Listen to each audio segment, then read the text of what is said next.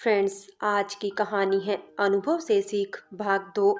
पिछले भाग में आपने पढ़ा, शादी के 2 ढाई महीने के बाद गीता दीदी माँ से मिलने आई। उसने माँ से पूछा कि मैं आपके काम पर वापस आ जाऊं। माँ को और क्या चाहिए था। उन्होंने उसे अगले ही दिन आने को कह दिया और जो काम कर रही थी उसको पूरे महीने के पैसे देकर मना कर दिया। माँ ने मुझे भी फोन करके गीता दीदी के वापस आने के बारे में बता दिया। मैं सोच रही थी, कहाँ हम लोग घर में किसी काम को हाथ नहीं लगाते, क्योंकि हमारे पास एक बहाना रहता है पढ़ने का। पर गीता दीदी को देखो, अपने घर में थी तब भी घरों में काम, और अब शादी के बाद भी सोचकर मन दुखी हो गया। एक दिन मैंने उनसे कहा, गीता दीदी तुम बहुत कमजोर होती जा रही हो। उसने टालना चाहा, पर मैंने उनका पीछा नहीं छोड़ा, तो उनको परेशान होकर अपनी गिरती सेहत का कारण बताना ही पड़ा। अब आगे। आंटी जी, मेरी सास मुझे ताना मारती है कि अभी तक बच्चा क्यों नहीं हुआ। अभी तेरी शादी को सिर्फ 2 ही साल तो हुए हैं, हो जाएगा बच्चा। ये बात उन्हें समझाना बहुत मुश्किल है। उनका कहना है वो शादी के 2-3 महीने में ही प्रेग्नेंट हो गई थी, तो मुझसे भी वो यही उम्मीद करती है जो मैं अभी तक पूरी नहीं कर पाई। उसकी बातें सुनकर मुझे बहुत हैरानी हुई। मैं कुछ कहती, पर माँ ने मुझे ना बोलने का इशारा किया, तो मैं कुछ नहीं बोली।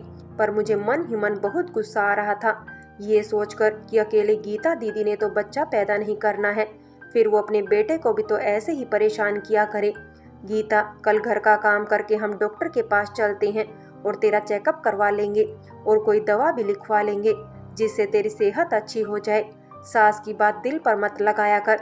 हर बेटे की माँ जल्दी से जल्दी अपने पोते पोती को बड़े होते देखना चाहती है।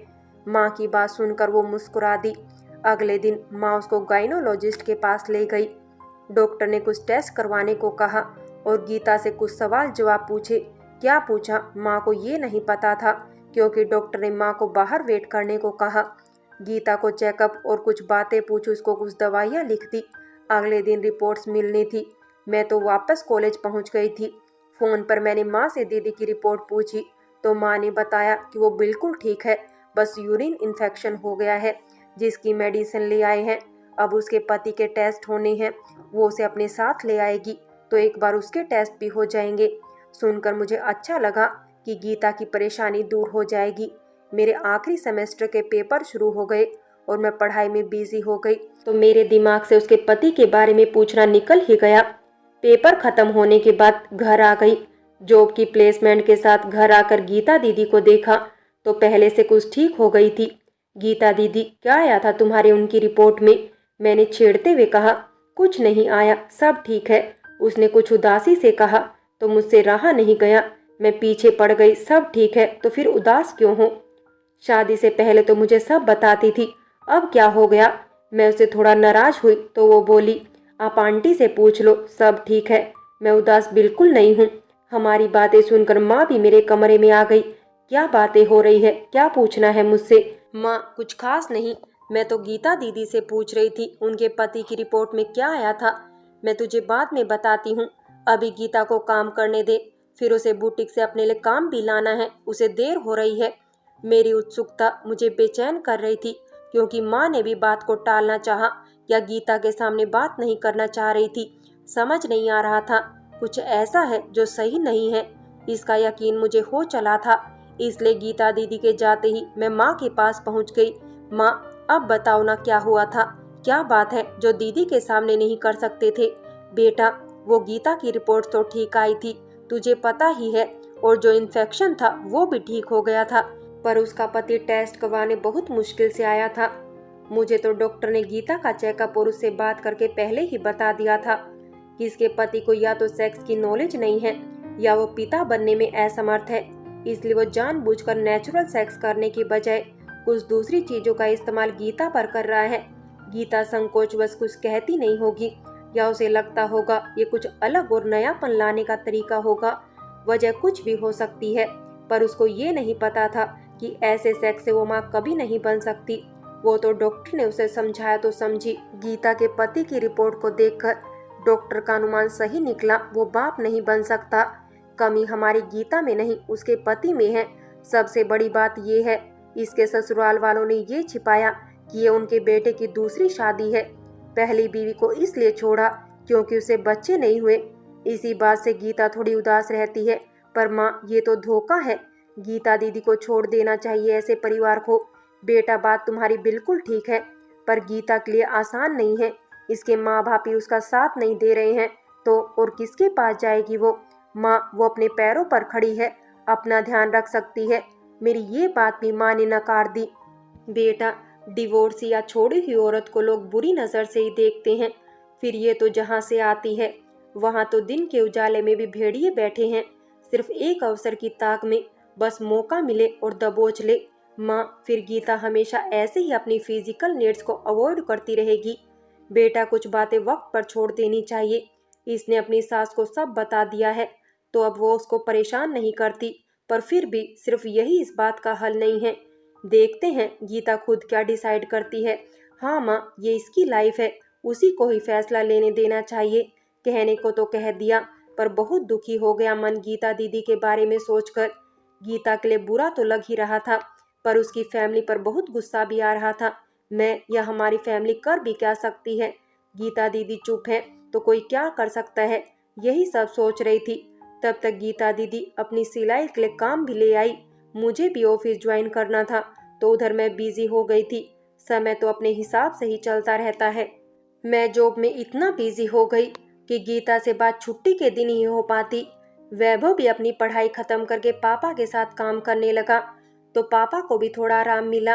वैभव के दोस्त उसे चिढ़ाने लगे, क्या बीकॉम करके तू अपने पापा का ड्राई फ्रूट्स का लालची बनकर दुकान पर बैठेगा। ये नहीं कि आजकल की तरह एमबीए करके ऑफिस में बैठता। ये अच्छा हुआ कि वैभव पर अपने दोस्तों की राय का कोई असर नहीं हुआ और उसने अपने ही बिजनेस को आगे बढ़ाने का सोचकर समझदारी से भरा कदम उठाया। इधर गीता के देवर की भी शादी हो गई और उसकी सास और पूरे परिवार का झुकाव उसी की तरफ हो गया। पति भी अनमना सा रहने लगा था क्योंकि अब सबको उसका सच पता चल गया था, जिसकी वजह से वो गीता से बात भी नहीं करता और कभी कभार हाथ भी उठा देता था उस पर। माँ ने उसको बहुत समझाया कि तू उसको छोड़ दे और मेरे पास आ जा। वो कहती, आंटी जी, मेरे ससुराल वाले बहुत बुरे लोग हैं, वो आप लोगों पर भी उंगली उठा सकते हैं और मेरे चरित्र पर भी। उसकी ये बात सुनकर हम चुप हो जाते। उसकी बिना मर्जी के कदम नहीं उठाया जा सकता था। पुलिस में शिकायत करना भी नहीं चाह रही थी। माँ बाप इसको गीता की किस्मत मानकर अपने कर्तव्य से मुंह मोड़ चुके थे। मैंने एक दिन उसको समझाया, अगर तुम कुछ भी नहीं करना चाहती तो एक काम कर, अगली बार तुम्हें वो मारने के लिए हाथ उठाए तो उसे रोक देना और कसकर पिटाई कर डालना। वो मेरी बात सुनकर मुस्कुरा दी और बोली, हाँ ये जरूर करूंगी। गीता का सिलाई का काम अच्छा होता जा रहा था। वो अपने आसपास के कपड़े भी माँ के सामने काटती और उनको सिलती। इससे उसको ज्यादा पैसे मिल रहे थे। साथ ही बुटीक का काम भी उसने नहीं छोड़ा। कुछ पैसा भी माँ के कहने पर इकट्ठा करने लगी थी। गीता की देवरानी को बच्चा होने वाला था तो गीता उसका खूब ध्यान रखती थी। वो उसके लिए बहुत खुश थी। अपना नहीं तो देवरानी का बच्चा तो आएगा ही, घर में खुशियां आएगी। सही समय पर उसके देवरानी ने एक बेटे को जन्म दिया, जिस पर गीता की खुशी देखते बन रही थी। वो हमारा मुंह मीठा कराने के लिए मिठाई लेकर आई थी। उसको खुश देखकर हम भी खुश थे, पर देवरानी को तो उसके पति ने अपने बड़े भाई का सच बताया नहीं था, इसलिए उसने गीता को बांझ कहकर अपने बेटे को उठाने या उसका कोई भी काम करने के लिए मना कर दिया। सास और उसका देवर सब जानते हुए भी चुप रहे। अगले ही दिन गीता हमारे घर आकर बहुत रोई और रोते हुए सारी बात बताई। माँ ने उसे समझाया कि वो किसी बच्चे को गोद ले सकती है, अपने पति और सास से बात कर ले। माँ की बात सुन फिर उसको एक आस बंध गई। वो बोली, आज ही घर जाकर बात करूंगी, और उसने अपने आंसू पोंछ लिए। अगले दिन गीता काम पर नहीं आई। ऐसा बहुत कम होता था, पर माँ की भी उस दिन तबीयत ठीक नहीं थी तो उन्हें गीता पर बहुत गुस्सा आ रहा था, तो मैंने ही ऑफिस से छुट्टी ले ली। वैसे तो हमेशा वो एक दिन पहले या सुबह फोन करके बता देती थी, पर पिछले 1-2 महीने से ऐसे ही बिना फोन करके छुट्टी कर चुकी थी, तो माँ शायद इसीलिए भी गुस्सा थी। अगले दिन आकर वो बिना बोले न आने का कारण बताती तो माँ शांत हो जाती। आज भी जब गीता आई तो माँ ने गुस्सा कर ही दिया बिना बोले छुट्टी करने के लिए, पर वो चुपचाप काम में लग गई और उसने कोई कारण भी नहीं बताया। मेरी तो शनिवार की छुट्टी थी तो मैं नाश्ता करके अपने कमरे को ठीक करने लगी। माँ भी अपना काम निपटाकर मेरे रूम में ही आ गई। गीता दीदी जब मेरे रूम की सफाई करने आई तो उसे चुप देख मैंने ही पूछ लिया, दीदी कल नहीं आई आप, माँ की तबीयत भी ठीक नहीं थी, इसलिए आज माँ ने गुस्सा भी किया आप पर। माँ भी बोली, हाँ अब बता क्यों नहीं आई थी कल।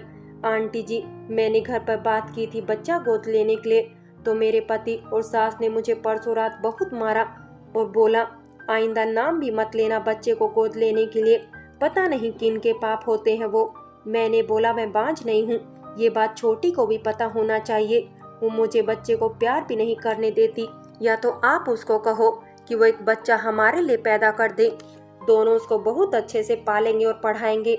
मेरी देवरानी बोली, हम क्यों पैदा करके दें, खुद जाकर सो जाओ किसी और के साथ में, अगर भैया नामर्द हैं तो बाहर थोड़ी किसी को पता है ये बात। मेरी सास और पति उसके सामने कुछ नहीं बोले, ने उसे चुप कराया और वो बकवास करती रही।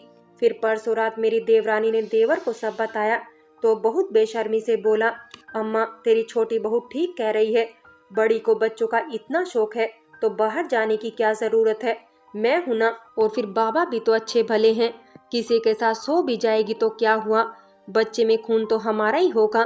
तुम कहो तो आज छोटी को 2-4 दिन के लिए मायके छोड़ आता हूँ, फिर भाभी को भी खुश कर देता हूँ। आंटी जी, मैं उसे अपना छोटा भाई समझती थी और मेरे ससुर तो बाबा है मेरे लिए, पता नहीं मैं कहाँ गंदे लोगों में फंस गई हूँ। मेरी सास और पति ने इतने गंदे काम के लिए हाँ कह दिया, मैंने मना किया तो कल पूरा दिन कुछ खाने को भी नहीं दिया, मुझे खूब मारा पीटा। वो तो शाम को ससुर जी ने काम से आकर उन्हें रोका तब रुके।